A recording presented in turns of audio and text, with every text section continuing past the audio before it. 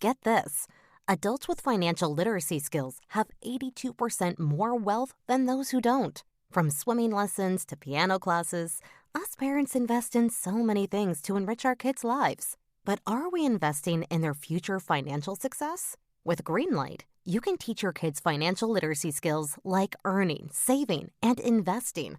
And this investment costs less than that after-school treat. Start prioritizing their financial education and future today with a risk-free trial at greenlight.com/get-started. That's GREENLIGHT.com/get-started. And this one right here? That's a microphone. Okay. What about this one right here? That's also a microphone. Okay. Tone. Snippy. I'm learning. Same thing. Have you guys seen Eli? No. Why? I just saw this week's episode. It's about Tarare. Tarare? Who's Tarare? Yeah, He's a guy whose name I can't pronounce. He's French. He ate a lot of stuff. Okay. Well, I mean, that obviously can't be like... It included a baby? I will check the playgrounds. I'll go to the hospitals. All right, I'm going to go back to Chuck E. Cheese's. Hey, Tom, it's Noah. If Eli shows up, do not let him in the house. No, I said do not. I know that's what you were going to do anyway. I'm reinforcing that.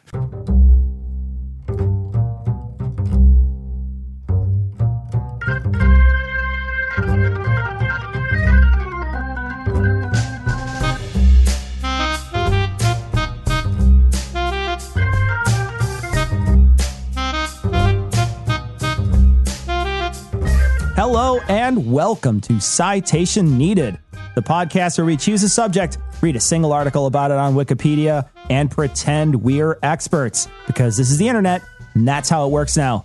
I'm Cecil, and I'll be the sneeze guard to this buffet of buffoonery, but I can't do it without some food for thought. First up, two gentlemen who stopped listening and started staring hungrily around the room the moment I said buffet, Heath and Tom. Sorry, what? You lost me at hello. I'm really hungry. No, it looks like a chicken dinner right now. It's mostly finished, but still. You know, I gotta say, like with these intros, I'm getting really, frankly, tired. Tired of it's not the insults. My heart is failing. Yeah. I can feel it. I'm very tired. And also joining us tonight, two gentlemen for who all you can eat is a condemnation, Eli and Noah. I just don't eat anything that a living thing may want to be best friends with. Is that so hard? I'm sorry. I was busy playing checkers with my pet soybean Sammy. What were we talking about? Great. Now I'm going to starve to death. All right. Before we proceed, we need to thank our patrons. Speaking of food, they're the ones who keep us fed. Tom in steak, Keith in ramen, Eli in kale, and Noah in sweet, sweet hatred.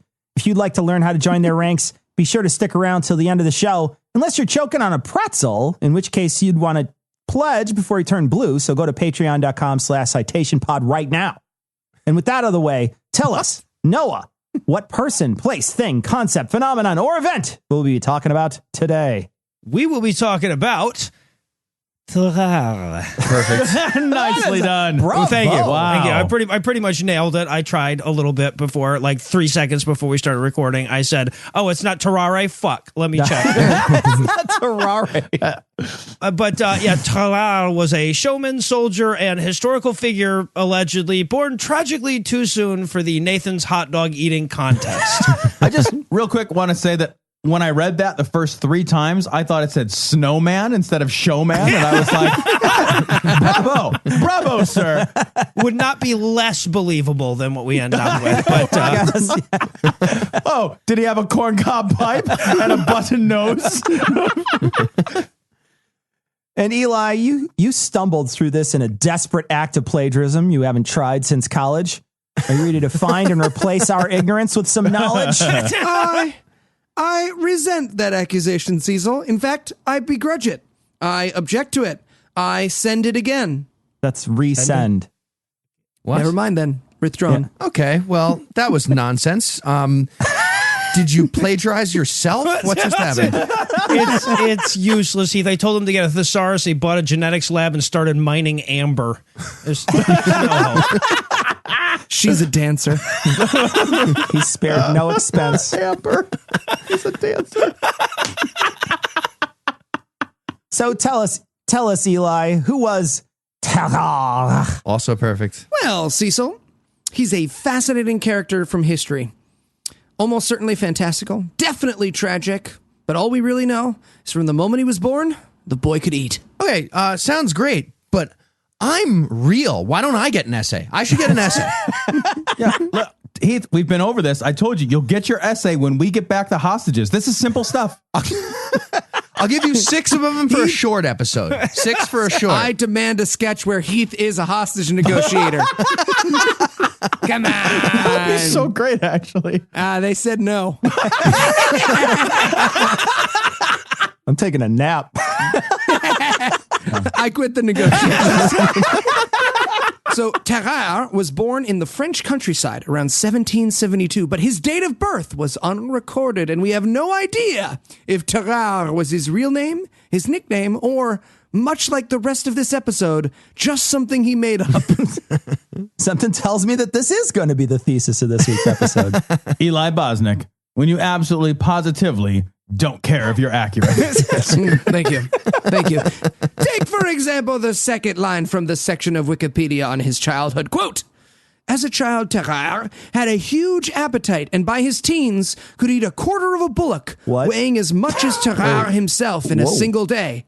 Now, many of you might say, hey, that is almost certainly not true. Me, for example, I would say that.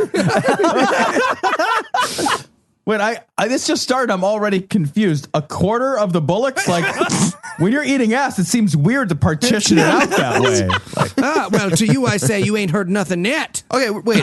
So dawn to dusk or 24 hours to eat a quarter of a steak of the whole cow? yeah, that's a good question. Yeah. Like, if he finishes, does he get his picture on the wall, or like, does he get to eat it free? Like, the people demand to know.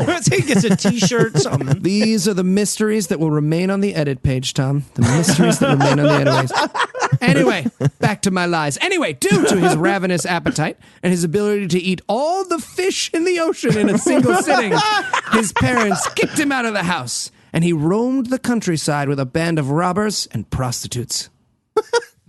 It's a weird business model for both of those jobs, actually. Were they all just robbing and fucking each other just out in the woods, in the wilderness? It sounds like you're making this shit up. It sounds like you've made up everything you've said so far. I don't know. It's so much better than that stationary band of robbers. Like, it's nice when the service comes to you, you know? Indeed. It may be made up, but I wasn't the one who did it. Anyways, eventually tired of, I assume, losing the coin flip of whether he'd be the robber or the prostitute that week. Sorry, Tarare, it's head again. Well, tired of that happening, Tarare left the gang and worked as the opening act for a traveling charlatan. According to the article, quote, Tarare would draw a crowd by eating corks, stones, and live animals, and by swallowing an entire basket full of apples, one after the other. Lead, a duck. It's very small rocks. Confirming what we already knew, that the 1700s was probably super duper boring if an opening act could be a guy eating a lot of stuff you probably shouldn't eat. Yeah, you know, we still do that. Like, now, right? It's on TV, competitive eating. The Heath Enright story. It's a thing. Listen, I could easily finish a quarter of that little Japanese guy who eats the hot dogs, Kobayashi. I could do it during the contest. I could eat all 75 of his hot dogs, or whatever it is, and him. No problem. A quarter easily. Heath was, when it comes to cannibal turduckens, he's the turkey, damn it. Anyway, so soon, Tarare struck out on his own and worked as a street performer in Paris. He was fairly successful until one day the act went wrong and he suffered severe intestinal obstruction. No shit. Because he those was not. corks do not seat easy. Anyways, he was rushed to the hospital where he was treated with powerful laxatives and made a full recovery. As a means of showing thanks, he offered to eat the surgeon's watch and chain. What? The surgeon Wait, what? refused. Yeah, sort of weird form of payment. Seems like if he's going to offer to eat something in exchange for services, he can make a better offer than your watch. Yeah. Getting that all wrong. Yeah, I just watched you empty your ass like a semi-automatic potato gun. No, I don't want you to do that with my watch also. Why would I? Obviously, I want to see this watermelon and a deck of cards. What can you do with those? A day later, he cracks open the watermelon. Was this your card? So, okay, Eli, what does this guy look like? I'm picturing Heath. Is it Heath? Does he look like Heath? Oh, worse. Okay. All right. This is fun. Fun show this week. Fun stuff. Fun running joke we're doing. No, his appearance and bearing is one of the most amazing things about him. Oh, really? If you said he had 7 heads and 10 horns, it would fit the theme of this episode so far. Slightly less convincing of a lie, Loa. Slightly less convincing of a lie. So, despite his crazy diet, he was slim and of average height. At the age of 17, he was just 100 pounds. He's described as having an abnormally wide mouth with almost invisible lips. Purdy mouth. And, just like the can of beer, none of that annoying glug. So that's good. I want that wide mouth. But it's better. When he was hungry, his extra stomach skin would hang so loosely off his body that he could, quote, wrap the fold of skin from his abdomen around his waist. Okay, still not impressed. Make your nipples touch behind your back, then get back. I've sent you the pictures twice. You keep deleting them. Ladies. But when he was full... Me and Tom deserve an episode. We can both do that. But when he was full, his abdomen would apparently distend, quote, like a huge balloon, end quote. Okay, that sounds like a horrifying lie. You have to want to believe, Cecil. Thank you, Tom. Thank you. All right, well, honestly, the story checks out. This is where I actually Googled it. But I'm still like 50-50 that Eli published a Wikipedia article months ago just for today. Oh, who would make a website just for a thing months down the road? Certainly not me. Keep this in. Keep it in. You don't know why yet, but keep it in. It's a fun thing. Don't worry about it. Don't worry about it. Just keep it in. This is going to be great. Anyways, it gets worse. It continues. Apparently, the skin of his cheeks was wrinkled and hung loosely around his face like jowls. But when he stretched it out, he could hold 12 apples in his mouth. Wait a minute. Hold on. Is this Gumby? Are we just doing a show on Gumby? No, actually, the most feared competitor in the history of Chubby Bunny, actually. He used live bunnies. Yeah. Chubby ones. According to the article, he was always hot and sweaty. He smelled terrible. And after he had eaten, a visible vapor would rise from his body. What? Vapor? What? And you could not be within 20 paces of him or you might pass out from the stench. Okay, all right, fine. Not Gumby, Pigpen. Now we're doing a show on Pigpen. Or Heath. Still Heath. I don't know the difference. I do resemble many beloved cartoon characters. Thank you.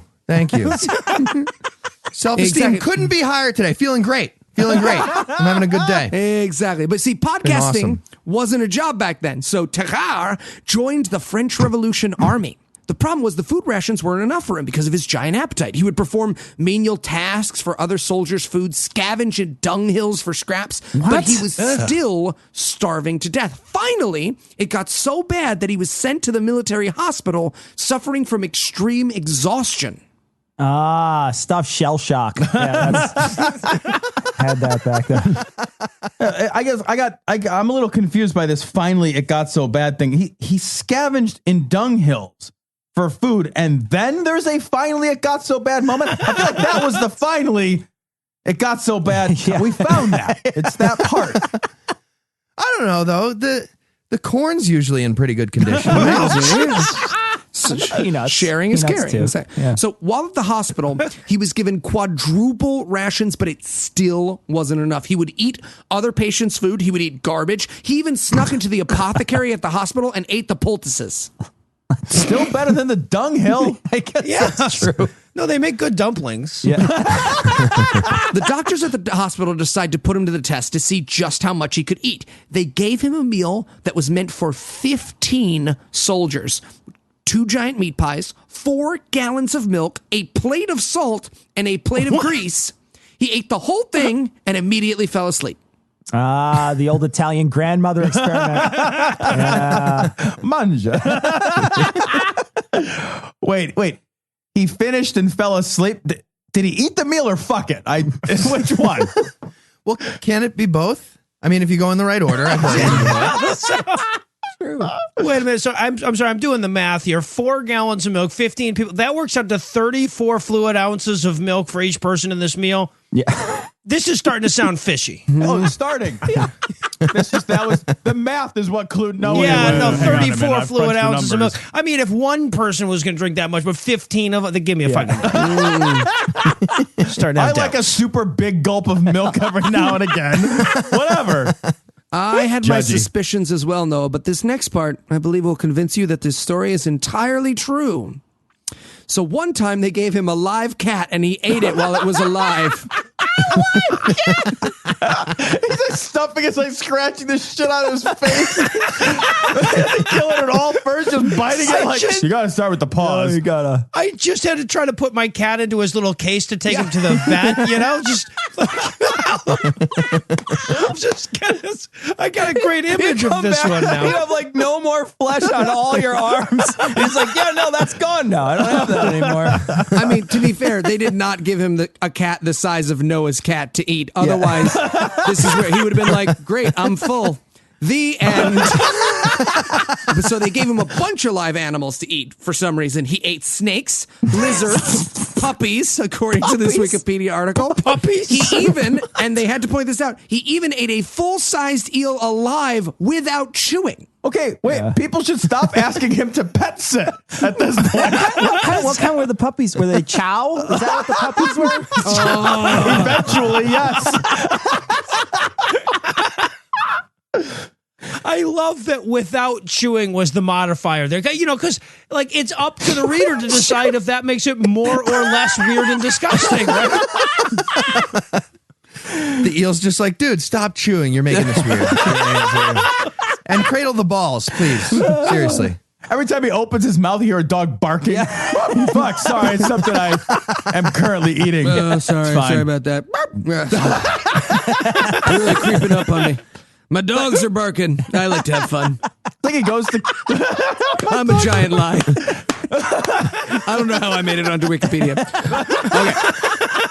So this gets better. See, after a while, according to the article, while the military wanted Tarrare to get back to work, his doctor had other ideas. His doctor proposed that they use his eating abilities for the war effort. Yeah, because there's nothing more useful in a war than something that consumes vast amounts of resources. See, they had the idea of making him a transporter. They put a message. This is all in the article. I'm not embellishing any of this. Yeah. They put a message in a wooden box. They fed the wooden box to Tarare. And then they retrieved the wooden box from his poop 2 days later. They should have fed him Mexican food. They could have gotten it out in 12 hours tops. But the message was legible, so they decided he should be an intestinal carrier pigeon of some kind, I guess. So they fed him a plate of wings. Is what Hold on, though. I'm confused about the box. Also, everything in this story, but why the box?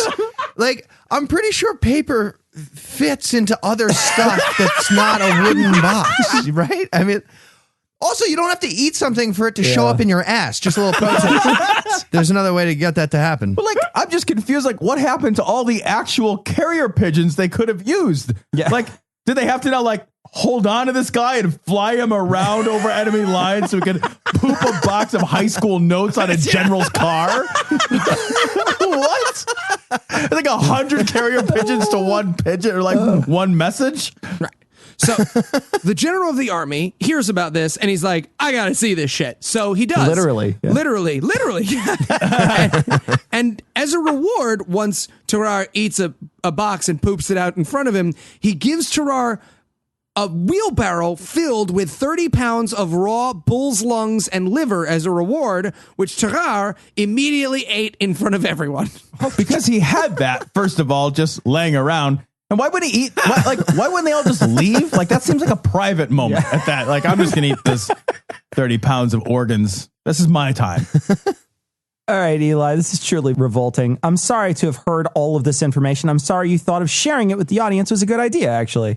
Well, what if I told you that his career as a spy, his attempts to cure him, and his most daring meal of all were coming up after the break? I'd say you're introducing a commercial break for our show the way people do it on TV, which doesn't make any sense because people don't change the channel on podcasts. So don't touch that dial, apropos of nothing.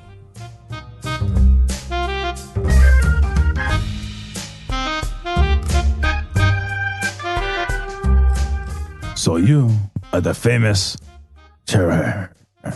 Yep, that's me. I am told you are a man of unusual skill. Yes, I eat stuff. We have a very important mission for you, Monsieur Tarrare. Wow, really? Yes. A mission? The Germans have built a new type of cannon. We have managed to secure the plans and build a model, but we need to get it past the Prussian lines without detection. The plans? No. The plans without the cannon itself are useless. We need the real thing. Oh, you want me to eat a cannon and shit it out in France? Yes. I'll do it. You know, I think this Wikipedia article might not have been super carefully vetted. I am so excited. I can't believe you got reservations here. This is the hottest place in town. Right? I know. I just checked Open Table and they were available. I don't even mind that it's 11:30. This is going to be great. I know, it's like a midnight snack. Oh, gosh, here comes the waiter. Welcome to Tarrare. Can I interest you in the cocktail? Yeah, I think we're actually ready to order. I've been browsing the menu all day online. Really excited. Magnifique. What will you have? Okay, we're going to start with 4 gallons of whole milk and 2 gallons of chocolate milk. Très bon. And just a quick question. Are the river stones local? Of course, sir. From the small creek in the back. Great. Okay. We'll start with the basket of apples and river stones. Parfait. And for your entree? Okay, is the toddler braised or is he pan fried? It's actually roasted whole, stuffed with garbage. Fantastic. You had me at stuffed with garbage. I'll have that. And the lady will have the message in the bottle. Wonderful. And what would you like the message to say, madame? Oh, can you just have the chef sign his name? I just want to remember this night tomorrow is all. A very popular choice, madame. Any sides? We were thinking about the bag of live muskrats, but is that enough for 2? Do you think we'll be full? It is quite petit. Okay. Well, let's get the muskrats and the bowl of wine corks. Ooh. Right? I shall have the chef start your order right away. Any thoughts on dessert? Ooh, we'll have what he had. Would you like what he had or what he had after he had it? Surprise us.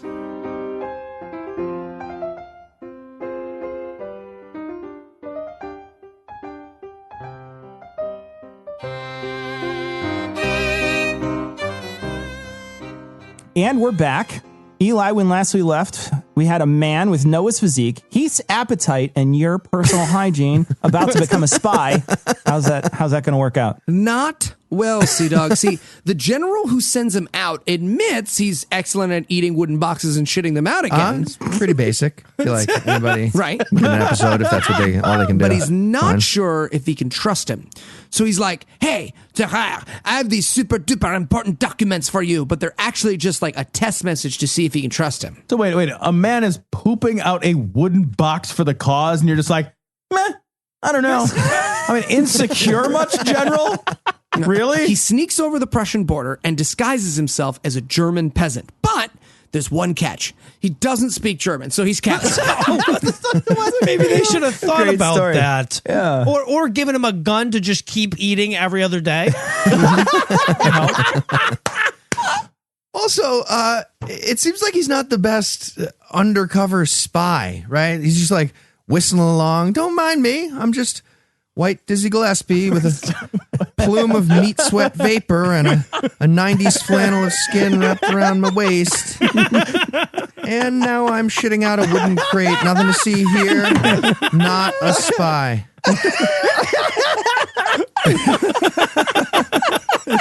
This is normal. So they catch him, they search him, they find nothing, but then they beat the crap out of him and he tells them what's happening anyways. So then, now that they know, they tie him to a toilet, and depending on who you believe, according to Wikipedia... None of these people. I believe none of the people writing that. Zero. I'm trying to bring some skepticism. Either he poops out the box, they read the meaningless message, or he poops out the box and then eats the poop. Either way, the Prussians are super mad, so they decide they're going to hang him. But then at the last minute, they decide to just beat the crap out of him. So after they rough him up, they just send him back to France. The Jerry Lewis story. Yeah. Too soon. He hated everybody. He was the first to hate everybody.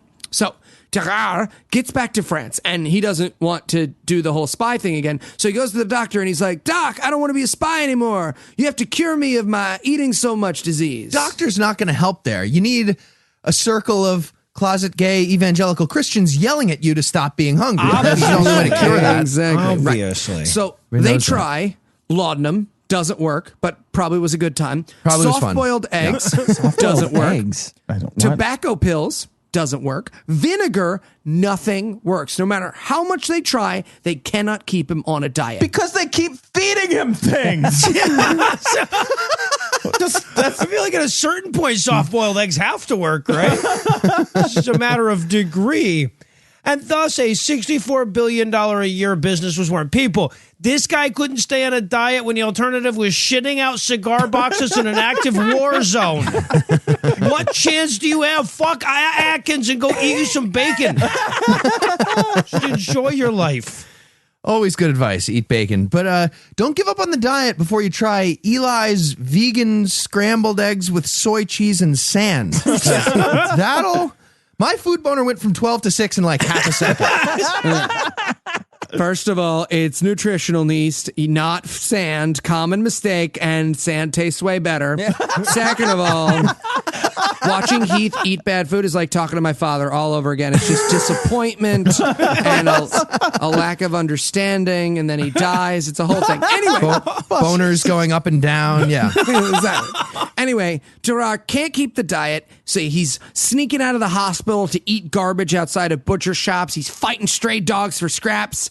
He even gets caught. All of this is real. He even gets caught. I mean, it's all in the article. It's all in the article. Oh, it's real words on the internet anyway. Exactly. On the Wikipedia internet, which is all we ever promised them. All right. He even gets caught several times drinking the blood of other patients who are having their blood drained for medical procedures. Oh, come on. Finally, when he gets caught multiple times trying to eat the bodies in the hospital mortuary, they decide to send him to a lunatic asylum. Now, they do this part now. What was the tipping point? What exactly? Which moment? Yeah, exactly. Fighting the dogs. Corpses do you have to munch? Yeah, exactly.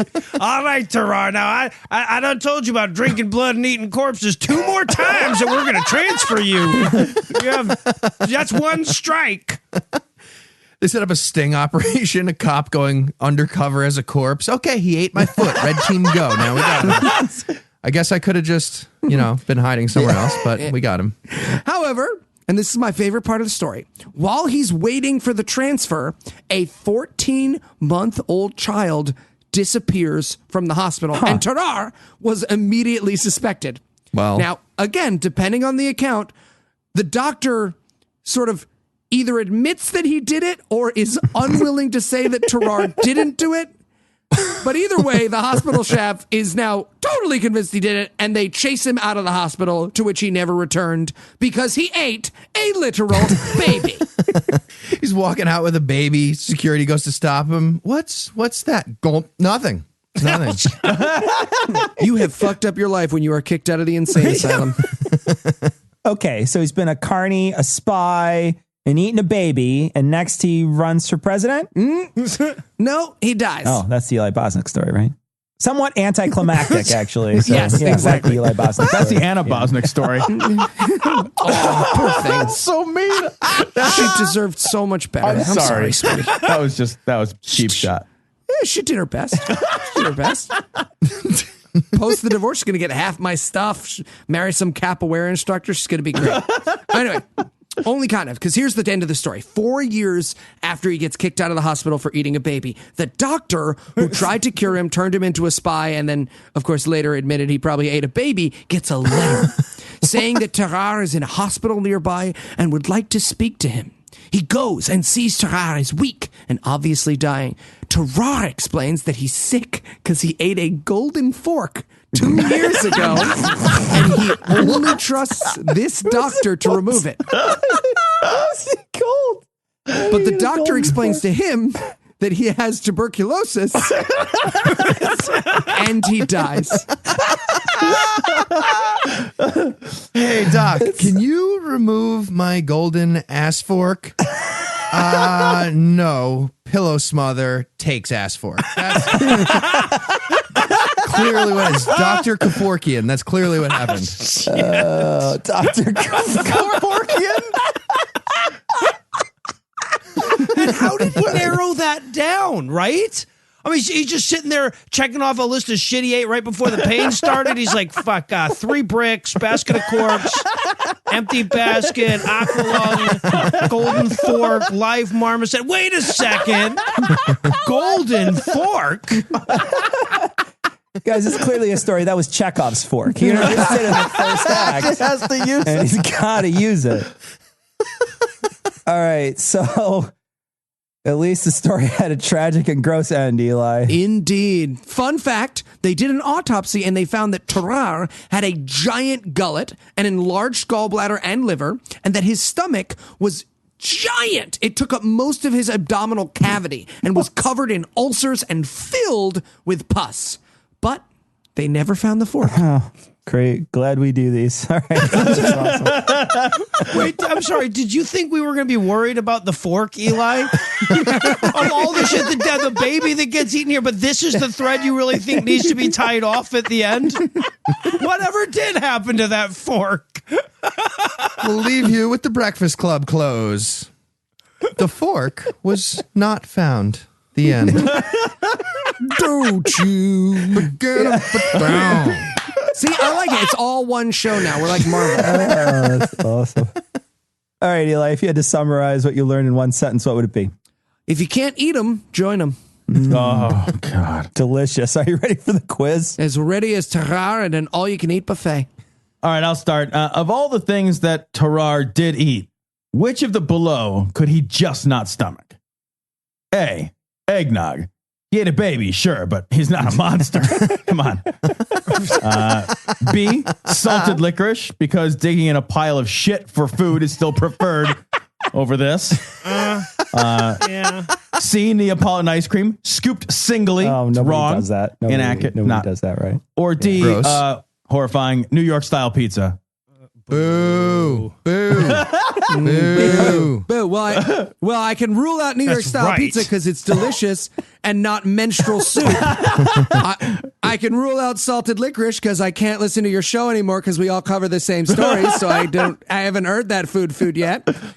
I rule out eggnog because I have not had that. It has eggs in it. So I'm going to say C. Neapolitan ice cream souped singly, which is the right way to eat it because You're it's a 3 whore. Ridiculous. ice cream. That's so It's 3 stupid. ice creams. A You're supposed to whore. have. It's because you can't suck afford dick for the money. flavors. Moving on. You are a whore. Next question. How do you think ice cream pricing works, Eli?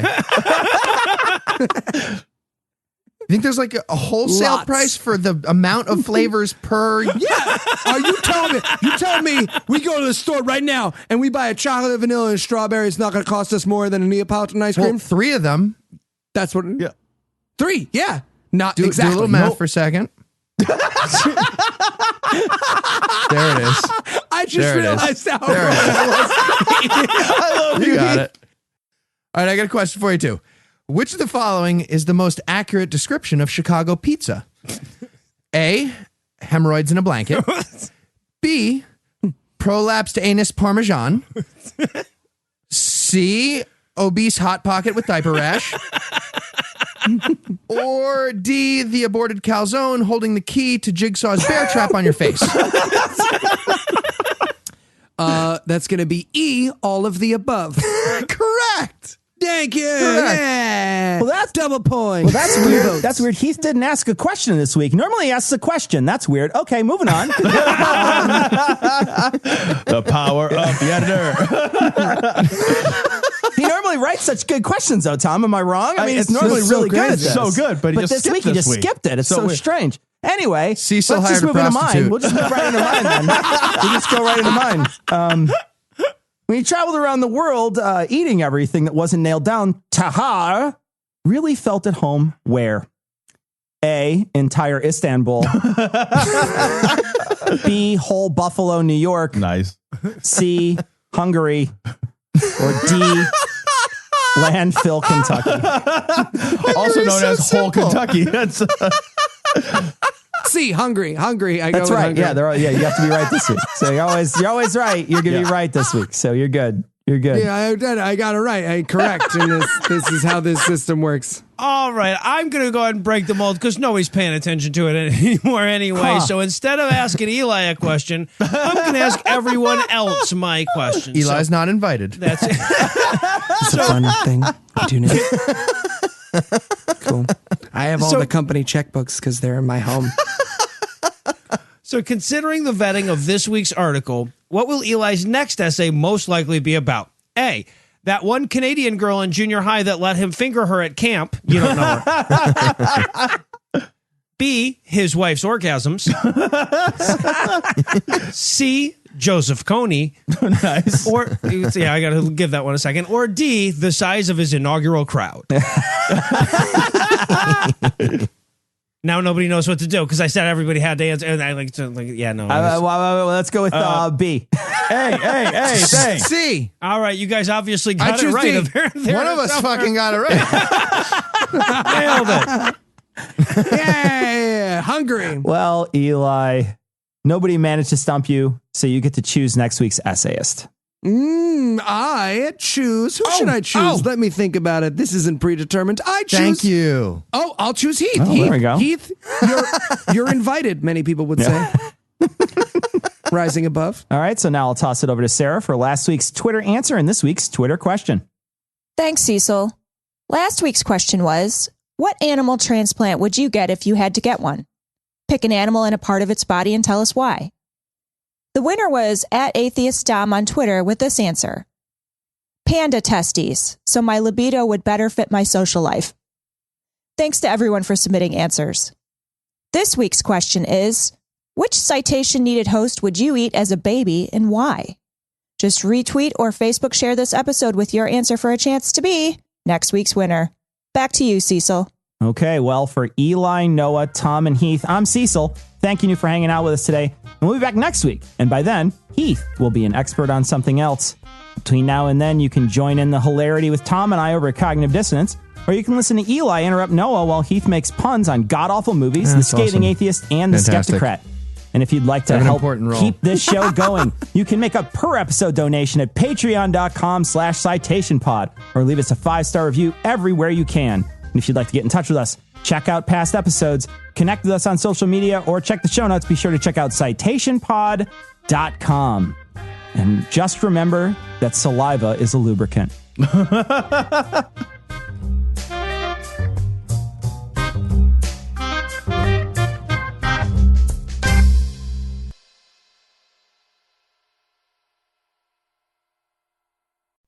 Get this.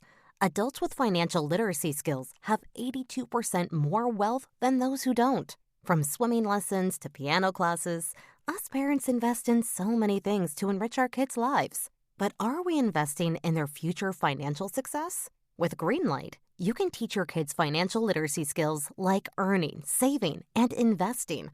And this investment costs less than that after-school treat.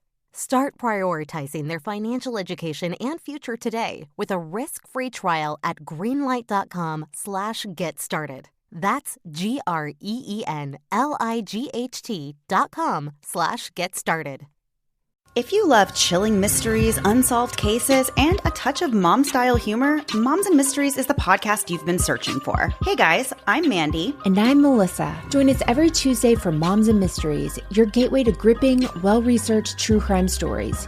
Each week, we deep dive into a variety of mind-boggling cases as we shed light on everything from heists to whodunits. We're your go-to podcast for mysteries with a motherly touch. Subscribe now to Moms and Mysteries wherever you get your podcasts.